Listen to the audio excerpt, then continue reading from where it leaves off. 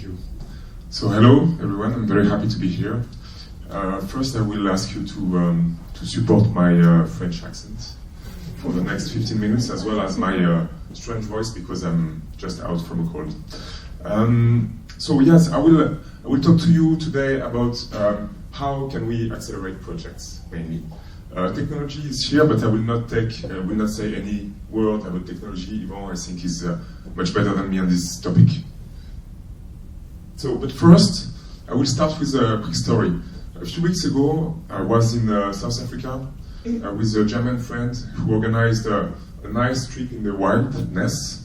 We were 5 European guys working in the wilderness, and we were guided. So we were in Umfolozi Park, which is a park where there is no cars, no roads, and we were walking for 5 days with backpack, sleeping bag, etc. And the 5 of us, we were guided by two men. One of the two was the manager.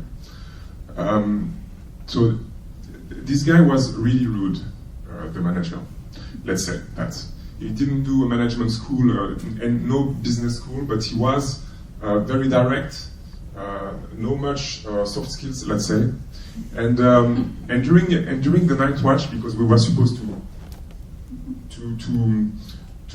make sure every 2 hours during the night we had some night watch to do, the 5 of us. And during 2 hours you are supposed to make sure the fire is still alive, and as well doing tour around the camp to make sure that there is no big animals coming in. So you've got plenty of time to think. And the second night I was thinking about, is this manager a good manager? He's very rude, very direct. He doesn't give nice advice. And the answer to that question was finally yes for me, because I think the most important thing here that we were people who didn't know anything about the wildlife, and we were trusting him. So the 5 of us, we were trusting this guy because he knew exactly what he was doing there. So the first element was clearly the trust. The second element, I think, which was really important, is that we were in an environment which was bigger than us. We went there just to walk, but we realized there that the wildlife was very important here, and that we were in a place where you've got the big 5, and that there is the sky were full of stars. It was beautiful, and so we had the impression that this guy, this manager, was bringing us into something which was bigger than our own view. And I think the last thing is that during this night watch that we were all doing, in a way the manager was giving us some tasks to do, and in a way was trusting us as well by giving us some work to do, and we had to do that. And it was, to me, a very important sign from a manager to give trust, to give responsibilities to the team he had in his hands. So that was just an introduction. I will come back to that at the end. And now we are jumping into the topic. So when we are talking about projects, because transformation is a project, like any other project, transforming an organization is a project. And the starting point is to say that in the past, we used to do waterfall approach, meaning that we were very, very sequential in our approach towards project. Whatever the subject was, we were supposed to work for months on requirement, then we sign with blood, and then we go to the next step, which is design, and then we sign with blood, etc. And we go up to the end of the project, where the outcome is coming.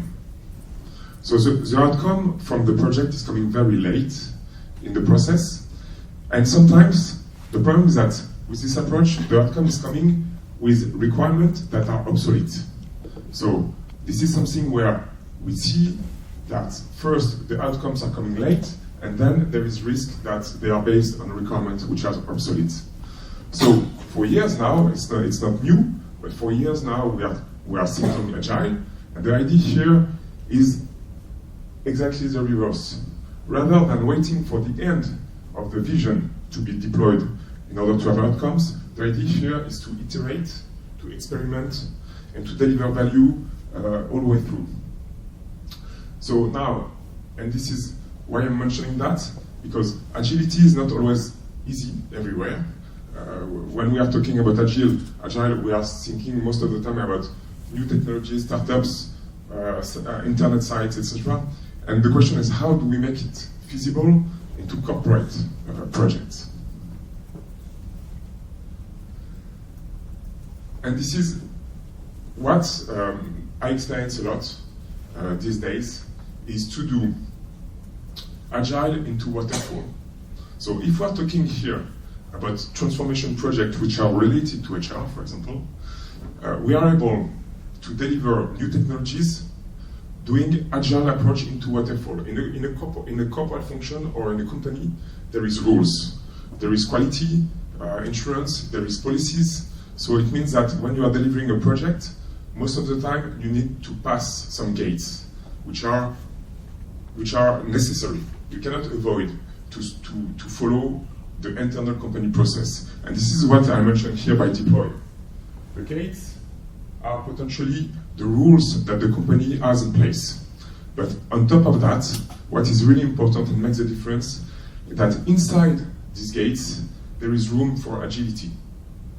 We can iterate, we can experiment. And I think this is what I want to say here is that it's really important to have a project approach in place, to have a long-term vision, but to have in place a project methodology which add value sequentially in the project, and not wait for the end of the project to deploy value. So project approach is key. Long-term vision is key as well. Agility doesn't mean that we don't have vision. You can have a very long-term vision, but deploying it iteratively. So a project approach is key, but now, and I'm coming back to the introduction, people is key as well. It's an evidence, but it's clear that in the transformation project, what will make the biggest difference is to have a project team which is strong. And when I'm talking about the project team, I'm talking about the core project, but as well as the extended project. So what is mentioned here, subject matter expert and business process owner. These two elements are let's say the basis of the success of your project. But it's not enough. Then for sure you need to have stakeholders involved, and I'm talking here mostly about the sponsor, but you can imagine also other people that are key to the success of your project. And to involve as soon as possible the countries where you will deploy the project, but for sure also the work council, and in HR it's key to involve them upfront enough in the project to not wait to the end, to have them on board, and to be compliant with all the data privacy regulation. So first, the project approach is important. Second, the key element is the people. Now, and this is where I've got some text here. What I want to say here is that these two elements, project approach and people, is key. Why? Because accelerating projects, agility, is about taking decisions. The most important things in the project success is how do we make sure that the team is progressing by taking decisions. The point here is that taking decision is only possible, based on my experience, if we accept that potentially we do mistakes. One of the difficulty in waterfall approach is that people have difficulties to take decisions because they say that if in the requirement I say something, the project will be delivered 2 years after. If I do a mistake, it will be a disaster, so I don't take decisions. Now, the approach with agility and iteration is to say, look,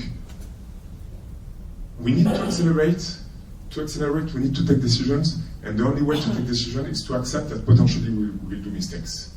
And the point is, how do we build teams who accept to take risk in a way?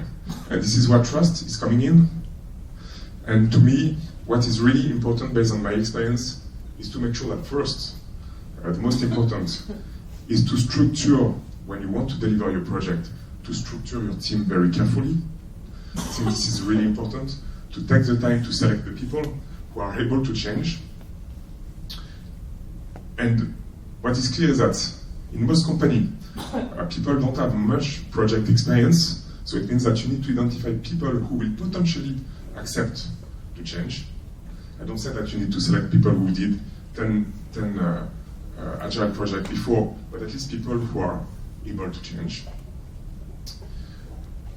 And this is the key point before starting, to have the team in place. Then, the second point is to secure the team members, to give them support and transparency.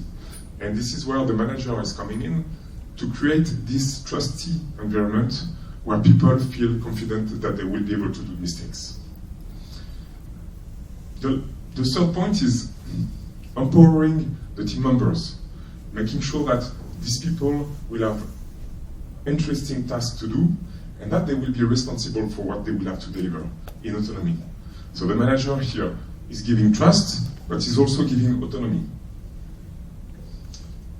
And last, but not least, is try to give a vision which goes beyond just the delivery of the project. What exactly we are here for, and if possible, with something which is a little bit above than what the people have in their own expectations. And so this is where I'm coming back to the initial story, is that in a way all these elements were part of the trip I made in South Africa, because the manager, well, first, my German friend did select a perfect team. We were the 5 of us, very nice people.